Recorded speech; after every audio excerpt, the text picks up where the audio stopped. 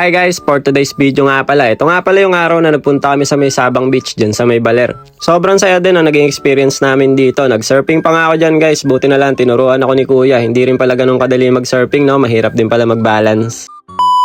So ayun na nga guys, umagang-umaga, kasalukuyan nga na nasa biyahe kami. Ito nga kasi yung araw, napaalis na rin kami sa may Isabela. Habang nasa biyahe nga kami, may nakita kami nagtitinda ng mga mais dito sa gilid. Kaya ayan, naabutan namin si kuya, meron siyang binibentang mais na inihaw, mais na nilaga, at saka buko juice. Na-curious lang kami sa lasa nito kasi yung mga natitikman natin dating mais na puti, diba yung gulay medyo matabang. Pero ito yung tama yung sinabi ni kuya, matamis nga pala yung tinda niya. Kahit yung nilaga at saka yung inihaw, ang sarap ng lasa. Solid din kasi ng mga taniman ng mais nila dito sa Isabela, sobrang lalawak. Pagtapos nga namin kumain ng mais, bumiyahe na ulit kami. Medyo mahaba rin yung binyahe namin nung araw na yan. Inabot ata kami ng 5 or 6 na oras. Umalis nga kasi kami sa may Isabela ng alas 6 ng umaga. Tapos dumating naman kami sa may Baler, mag-aalauna na ata ng hapon. Halos mga bundukan nga pala yung mga dinaanan namin. Tapos may nadaanan kami dito guys, mga aita. Nagbebenta sila ata ng mga parang mga gamot. Ang cute nga nila dito nung dumating kami, medyo marami din sila dyan. Nagtitiktok pa nga sila, meron pa silang wifi dito sa may bundok. Kaya lang yung hinahanap ata namin gamot, wala silang binibenta. Kaya ayun, umalis na nga lang kami. Habang nandito nga kami sa taas ng kabundukan, medyo binukas ko muna yung bintana. Si Botchog kasi habang mabagal kami, gusto niya bukas yung bintana.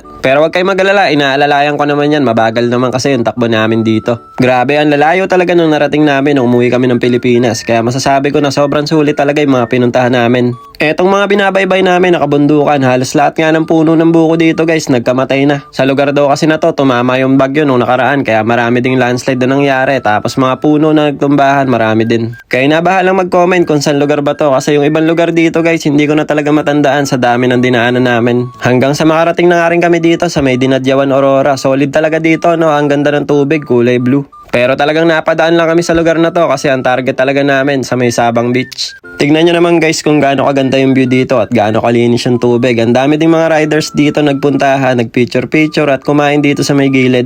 Meron din kasing maliit na tindahan dito. Dito rin kami bumili ng mineral water kasi naubusan kami ng tubig sa biyahe. Tapos eto, bumaba muna rin si Mami Cherry kasi nag-picture-picture kami dyan. Kung nakita nyo yung mga picture namin ni Mami Cherry, dyan kami nag-picture nun. Makalipas nga ilang oras na biyahe namin, dumaan muna kami dito sa may karinderya. Nakakatuwa nga kasi yung anak ng nakainan namin karinderya ay followers pala natin. Kaya shoutout sa'yo kuya, salamat sa panonood ng mga videos namin. After nga namin kumain nito, biyahe na naman tayo hanggang sa nakarating na nga kami dito sa may Sabang Beach. Sobrang init nga nung panahon na yan, kaya saktong-sakto makakaligo na naman kami sa dagat. Maraming salamat nga din pala kay ate na nagpa-stay sa amin dito. Kaibigan kasi ng kamag-anak nila Mami Cherry kaya hindi na kami pinagbayad. Napagod rin kasi sila Mami Cherry at saka yung mga bata sa biyahe kaya ayan, nagpahinga muna sila pagdating namin. After nga magpahinga ni Mami Cherry, nagulat ako paglabas niya ng kwarto, meron na kagad outfit. Biglaan lang kasi talaga yung lakad namin kaya hindi ko inaasahan na meron palang outfit si Mami Cherry na pandagat. Kaya ayan, inaya niya nga kagad ako sa may dagat kasi sabi niya sa akin, sayang naman daw yung moment na nakapunta kami dito sa may Baler. Oh, pak, ganun. Sino ka dyan?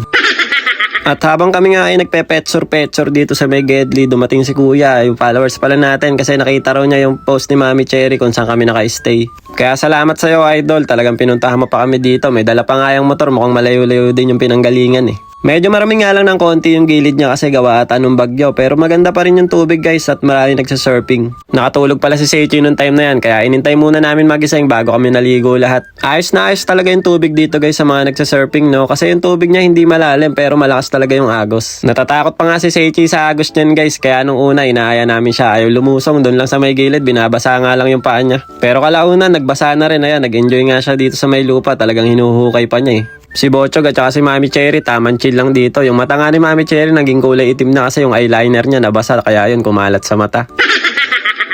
Tapos eto, shoutout pala kay kuya na napakabait. Nag-alok sa amin ng surfing, binigyan kami ng discount kaya yun, pumayag na rin kami. Sayang din kasi yung pagkakataon, nandito na tayo, bakit hindi pa natin susubukan?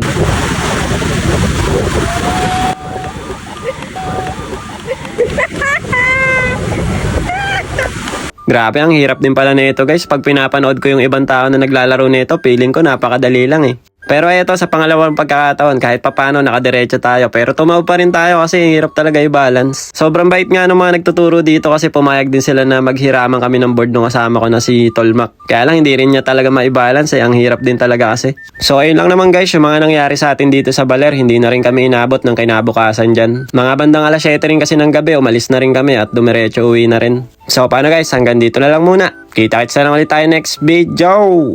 Jane, mata ne. Arigatou gozaimasu. Ngek, ngek, ngek. Bye-bye.